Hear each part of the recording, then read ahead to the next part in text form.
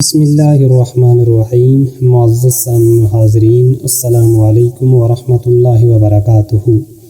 آج کا ہمارا موضوع ہے فرعونیوں کے اوپر اللہ رب العزت کے لگاتار 5 عذاب۔ جب حضرت موسیٰ علیہ السلام کا عصا مبارک ازدا بن کے اس نے فرعونیوں کے جو جادوگر تھے ان کے سارے سانپوں کو، رسیوں کو جو انہوں نے مقابلے کے اندر پھینکے ہوئے تھے نگل گیا، تو اس وقت وہ سارے جادوگر حضرت موسیٰ علیہ السلام کے اس معجزے کو دیکھ کے سجدے میں گر پڑے اور حضرت موسیٰ علیہ السلام کے رب کے اوپر ایمان لے آئے۔ مگر اتنا بڑا معجزہ دیکھنے کے باوجود بھی فرعون اور اس کے متبعین ان کے اوپر ذرا برابر بھی اثر نہیں ہوا، بلکہ فرعون اور اس کے جو لشکری تھے، اس کے جو حواری تھے، ان کا ظلم و ستم اس حد تک بڑھ گیا کہ آخر کار مجبور ہو کہ حضرت موسیٰ علیہ السلام نے رب کی بارگاہ کے اندر دعا فرمائی۔ وہ دعا کیا ہے؟ تفسیر البیان کے اندر موجود ہے۔ آپ نے یہ دعا فرمائی ہے: اللہ، فرعون زمین میں بہت زیادہ سرکش ہو گیا ہے اور اس کی قوم عید شکن ہو گئی ہے، لہٰذا تو ان کو ایسے عذابوں کے اندر گرفتار فرما لے جس کے وہ سزاوار ہیں، اور یہ جو عذاب ہیں یہ ہمارے لیے بھی اور ہمارے بعد آنے والی قوموں کے لیے بھی عبرت کا ایک نشان ہو۔ تو اللہ نے جناب موسیٰ کلیم اللہ کی دعا کو قبول فرما لیا اور فرعونیوں کے اوپر لگاتار 5 عذاب نازل فرمائے۔ قرآن نے سورہ اعراف کے اندر ان 5 عذابوں کا تذکرہ بھی فرمایا۔ پہلا عذاب جو فرعونیوں کے اوپر آیا تھا وہ طوفان تھا۔ ہوا کیا کہ ناگہاں ایک ابر آسمان کے اوپر آیا جس سے ہر طرف اندھیرا ہی اندھیرا چھا گیا، اور اچانک اس سے اتنی زور کا میਂہ برسنے لگا کہ 7 دن لگاتار بارش برستی رہی۔ اس بارش برسنے کے سبب سے ہوا کیا، جو فرعونی تھے ان کے گھر پانیوں سے بھر گئے، ان کے کھیت کھلیان، ان کے باغات، سارا کچھ تباہ و برباد ہو گیا، اور یہاں تک کہ پانی ان کی گردنوں تک پہنچ گیا۔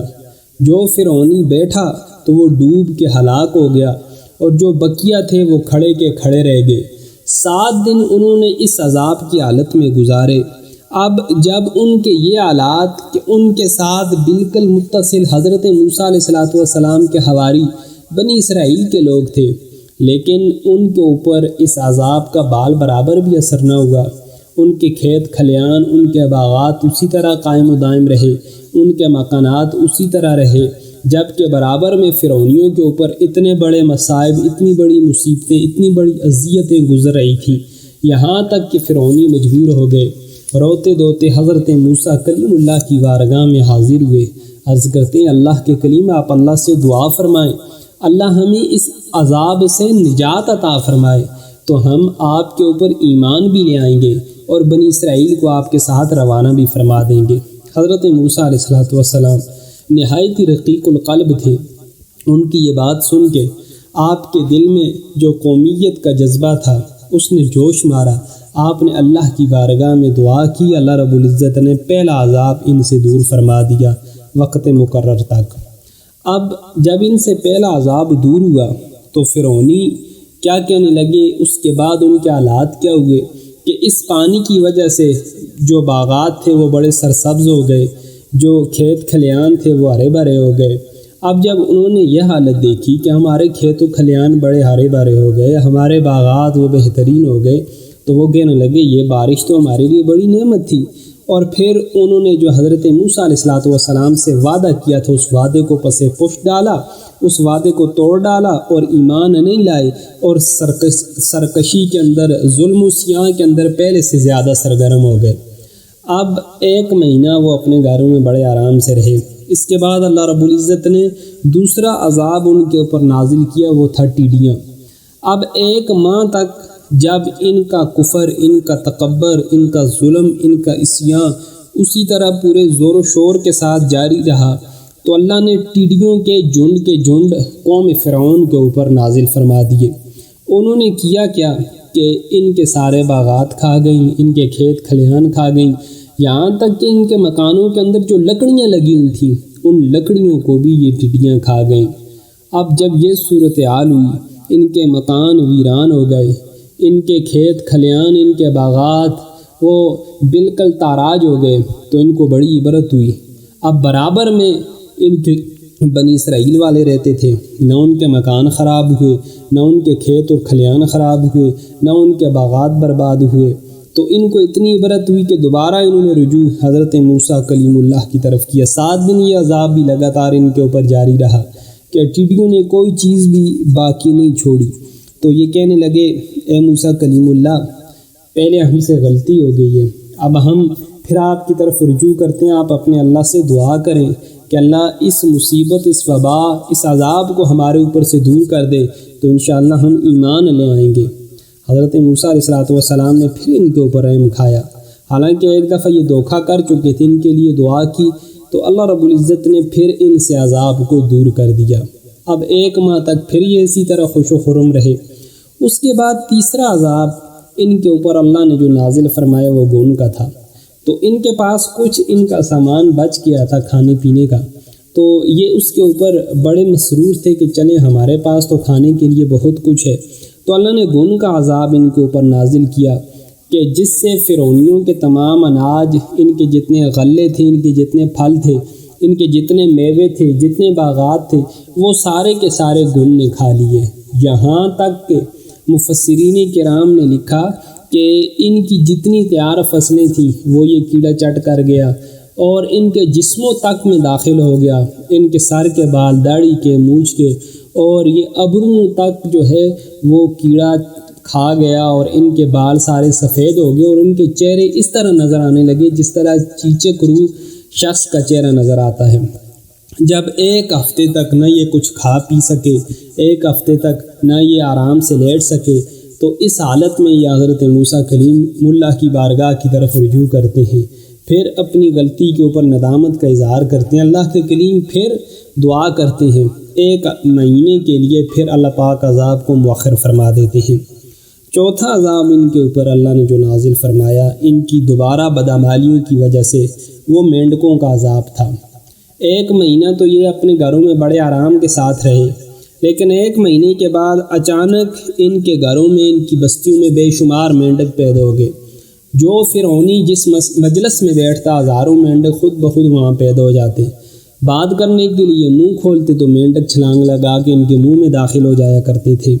یہاں تک کہ ان کے گھروں میں، ان کی ہانڈیوں میں، ان کے بستروں پر ہر طرف مینڈک مینڈک نظر آنے لگے۔ جب ان حالات میں انہوں نے دیکھا کہ اب رستگاری کا کوئی چارہ نہیں، پھر حضرت موسیٰ کلیم اللہ کی بارگاہ میں رجوع کرتے ہیں اور دعا کی درخواست کرتے ہیں۔ حضرت موسیٰ پھر ان کے لیے دعا کرتے ہیں، اللہ چوتھے عذاب کو بھی ٹال دیتا ہے۔ اس کے بعد جب ان کا ظلم، ان کا عصیاں، ان کی نافرمانی آج سے بڑھتی ہیں تو اللہ 5واں عذاب ان کے اوپر نازل فرماتے ہیں، وہ خون کا تھا۔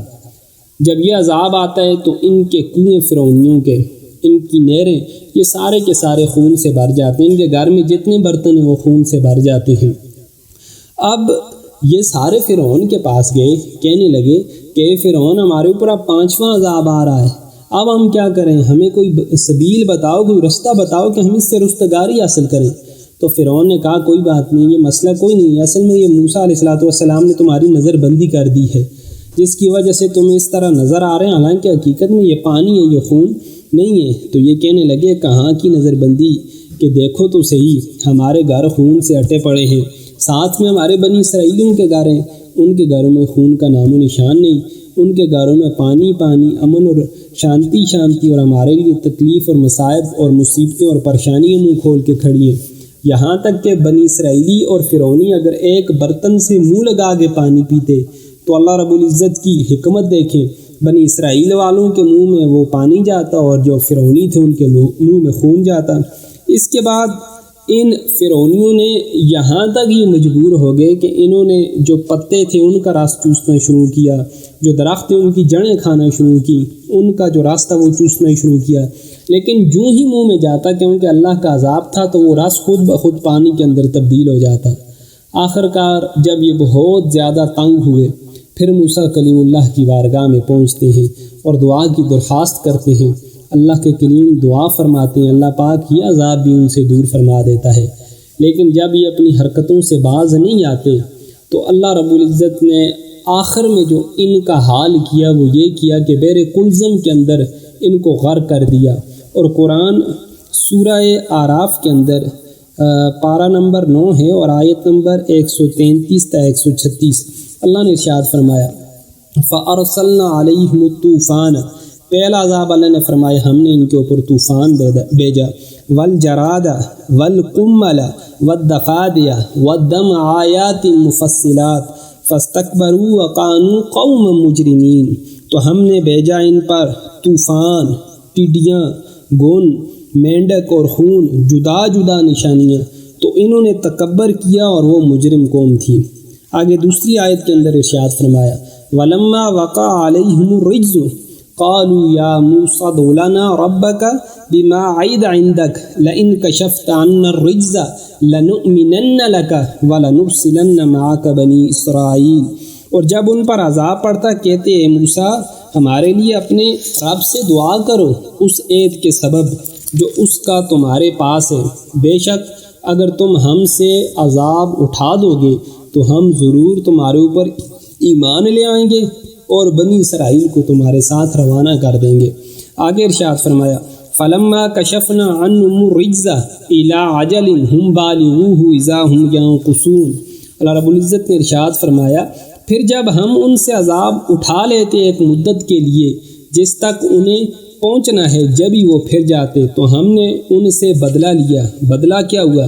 فَانْتَقَمْنَا مِنْهُمْ فَأَغْرَقْنَاهُمْ فِي الْيَمِّ بِأَنَّهُمْ كَذَّبُوا بِآيَاتِنَا وَكَانُوا عَنْهَا غَافِلِينَ، اللہ نے فرمایا ہم نے اس طرح ان سے بدلہ لیا کہ ان کو دریا میں ڈبو دیا اس وجہ سے کہ وہ ہماری آیتیں جھٹلایا کرتے تھے اور وہ اس بات سے بے خبر تھے۔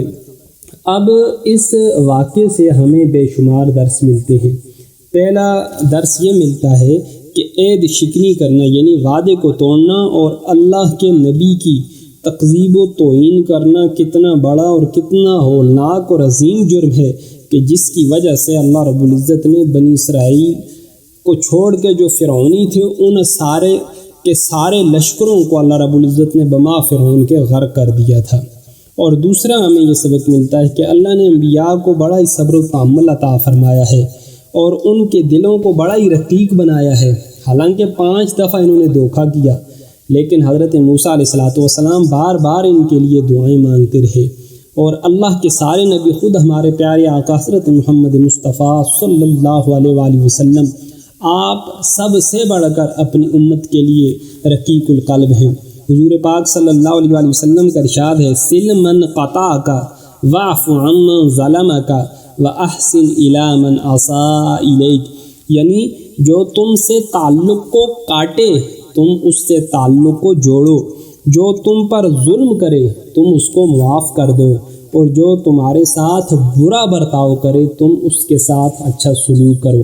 حضرت شیخ سعدی رحمۃ اللہ تعالی علیہ نے اس حدیث کی ترجمانی اپنے الفاظ میں کی، کہتے ہیں بدیرہ بدی سال باشد جزا اگر مرد احسن الی من عصا، یعنی برائی کا بدلہ برائی سے دینا یہ تو بہت آسان ہے، اگر تم جواں مرد ہو تو برائی کرنے والوں کے ساتھ بھی برائی نہ کرو بلکہ اس کے بدلے میں اچھائی کیا کرو۔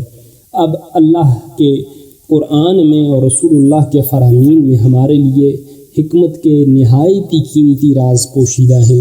اللہ پاک ہمیں عید شکنی کے اس مرض سے بھی بچائے، اللہ پاک انبیاء اولیاء کا ادب و احترام کرنے کی توفیق بھی عطا فرمائے، اور اللہ پاک ہمیں قرآن پاک کے جو اسرار و رموز ہیں ان کو سمجھنے کی بھی توفیق عطا فرمائے۔